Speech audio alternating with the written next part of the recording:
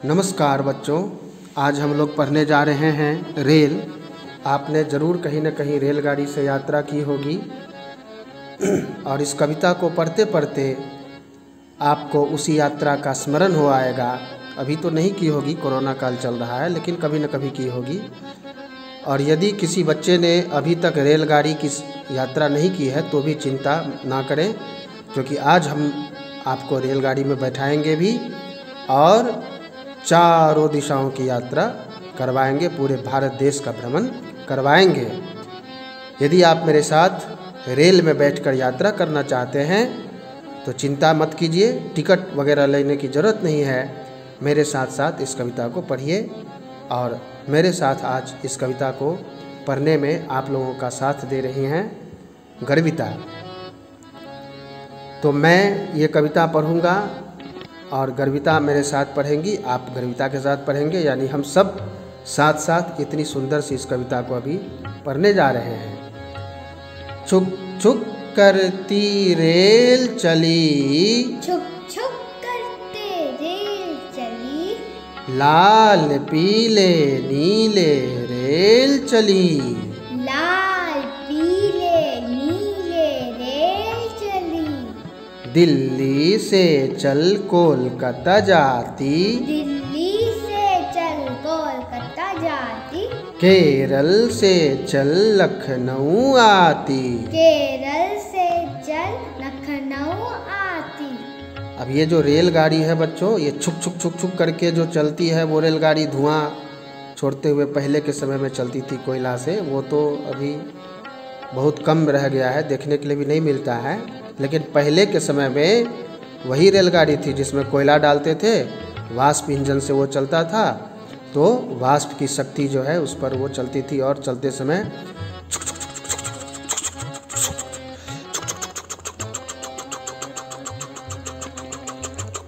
की आवाज़ के साथ वो चला करती थी। और वो लाल रंग की भी ट्रेन होती थी, पीले रंग का भी, नीले रंग का भी, और बहुत दूर चलती है वो, दिल्ली से कोलकाता। दिल्ली कहाँ, भारत देश की राजधानी, भारत के बीच में, कोलकाता कहाँ, एकदम पूर्व की ओर, बहुत दूरी है दोनों के बीच में। लेकिन वो रेलगाड़ी दिल्ली से चलते चलते चलते चलते चलते चलते कोलकाता तक जाती है। उसी तरह से केरल से चलते चलते चलते चलते लखनऊ तक भी आती है। मतलब रेलगाड़ी बहुत बहुत दूर का सफ़र हम लोगों को करवाती है। जैसे चिड़िया उड़ जाती है और बहुत दूर तक चली जाती है, उसी तरह से रेलगाड़ी भी पटरी के ऊपर चलती है और बहुत दूर तक हम लोगों को घूमते हुए ले जाती है। और रेलगाड़ी के अंदर में चाय, समोसे, पकौड़ी वगैरह भी बिकते हैं, खाना भी मिलता है बहुत सारे रेलगाड़ियों में। यदि आप रात भर का सफ़र करेंगे तो ऐसे ऐसे रेलगाड़ी भी हैं जिसमें रिजर्वेशन करा करके जाना पड़ता है, तो उसमें आपको खाना भी मिलेगा रात के समय में अगर आप चाहें तो। और नहीं, अगर आप घर से ले गए हैं अपना खाना तो रेलगाड़ी वाला खाना लेने की ज़रूरत नहीं है। और चाय वाला आता है, कॉफ़ी वाला आता है, आइसक्रीम बेचने वाला भी आते रहता है। जो मन है आप खरीदते रहिए, रेलगाड़ी चलते रहेगी और ये सारा काम चलते रहता है। तो आइए आगे की पंक्तियाँ पढ़ते हैं। उत्तर से चल दक्षिण जाती, उत्तर से चल दक्षिण जाती, पूर्व से चल पश्चिम आती, पूर्व से चल पश्चिम आती, नदी नाले सब पार कराती, नदी नाले सब पार कराती, बिछुड़े हुओं को गले मिलाती। बिछड़े हुए को गले मिलाती। अब ये जो रेलगाड़ी है वो क्या क्या काम करती है वो सुनिए। उत्तर से चल दक्षिण, भारत के एक दिशा से दूसरी दिशा तक लंबी दूरी तय करते हुए जाती है। और पूर्व से चल पश्चिम, यानी कि पूर्व में जो राज्य हैं वहाँ से चलकर पश्चिम में जो राज्य हैं वहाँ तक ले जाती है। और इस बहाने से आपको चारों दिशाओं का नाम भी याद हो गया, पूरब, पश्चिम, उत्तर, दक्षिण। और क्या करती है, नदी नाले सब पार कराती।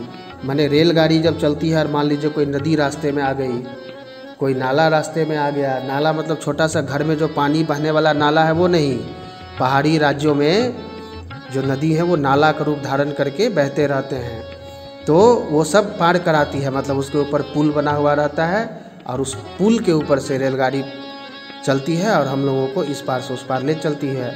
अगर वही हम लोग पैदल हों तो कैसे इतनी बड़ी नदी को पार करके उधर जाएंगे, कैसे इतना बड़ा नाला पार करेंगे, हमसे अकेले नहीं हो पाएगा। लेकिन रेलगाड़ी पुल के सहायता से नदी नाले को पार करा करके भी हमें अपने घर तक पहुंचाने का काम करती है।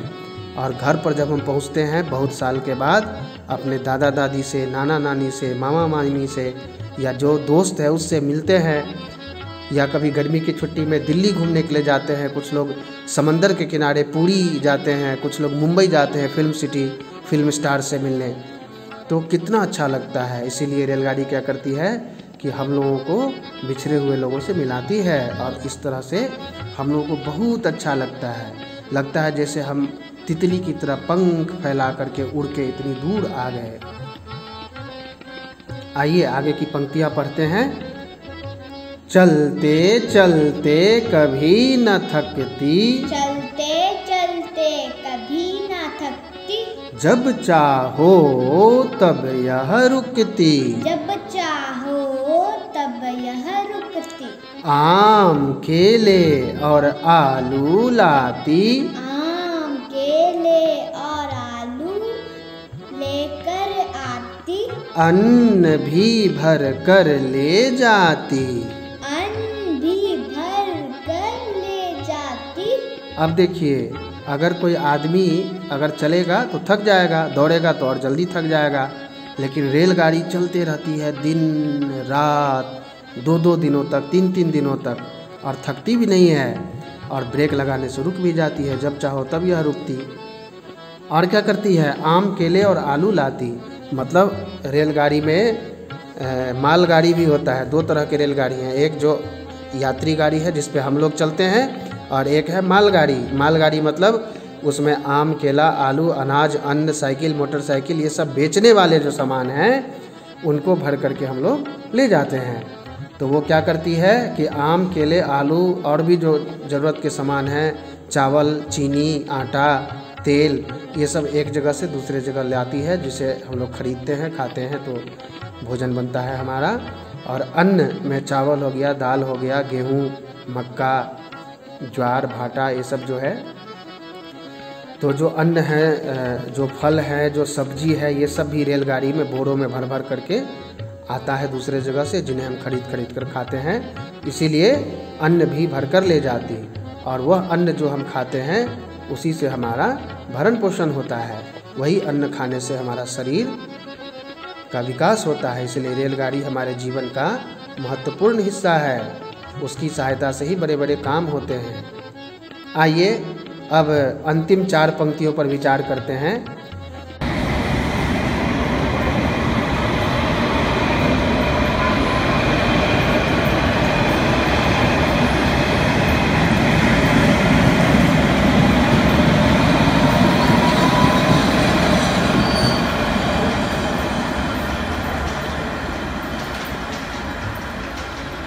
छोटे बड़े का भेद मिटाती, छोटे बड़े का भेद उठाती, छोटे बड़े का भेद मिटाती, छोटे बड़े का भेद मिटाती, जात पात का रोग हटाती, जात पात का रोग हटाती, चलने से कभी ना घबराती, चलने से ना घबराती, चलने से कभी ना घबराती, चलने से कभी ना घबराती, एकता का है संदेश सुनाती।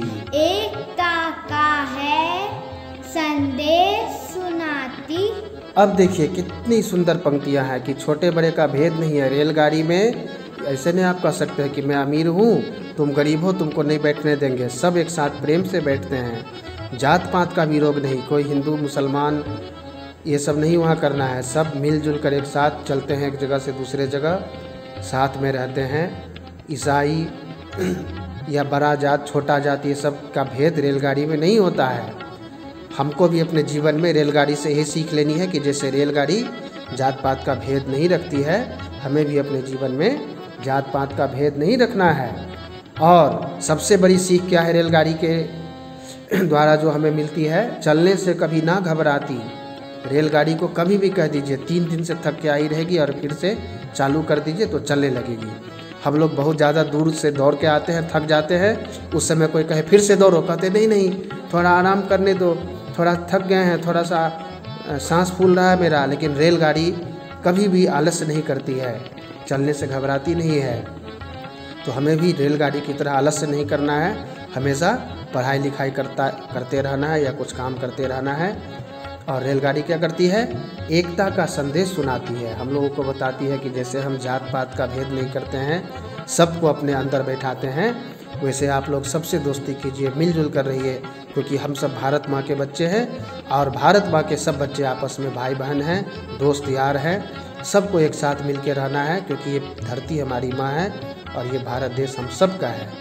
तो रेल जो है उसमें इतने सुंदर संदेश हैं हमारे लिए, जिसे हमें स्वीकार करना है, सीखना है। जात पात का भेद नहीं करना है, एक साथ मिलजुल कर रहना है और कभी आलस्य नहीं करना है।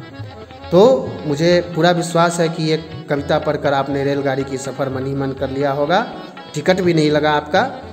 और सबसे खुशी की बात यह है कि इस पाठ का प्रश्नोत्तर साथ में मैंने लिंक बना करके डाल दिया है, आप चाहे तो वहाँ जाकर इन पाठ के प्रश्नोत्तरों को प्राप्त करके अपने कॉपी में लिख करके अभ्यास कर सकते हैं।